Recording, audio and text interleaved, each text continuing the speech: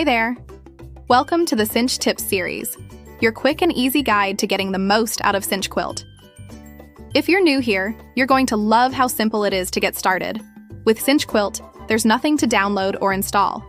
Just open your favorite browser on your computer, tablet, or phone, and you're ready to go. CINCHQuilt works beautifully on any device and automatically adjusts to your screen.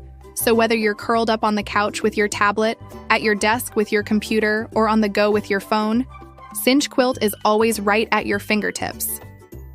Today's tip is all about logging into your CINCHQuilt account. There are two easy ways to access your account. The first method is to log in with social media. You can log in using Facebook, Google, YouTube, and there will be more options soon. Just make sure the email linked to your social media account matches the one you used when registering for CINCHQuilt. It's fast, convenient, and gets you right into your projects without extra steps. Now the second method is to log in with your email. Type in the email address you used when signing up. We'll send a one-time passcode straight to that inbox.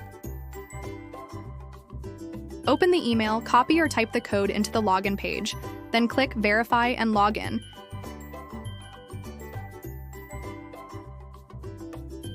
It's quick, safe, and keeps your account secure. And that's it for this Cinch tip. In just a few clicks, you can be inside CINCHQuilt and ready to start creating. No matter where you are or what device you're using, CINCHQuilt is always ready for you. Thanks for watching, and I'll see you in the next Cinch tip.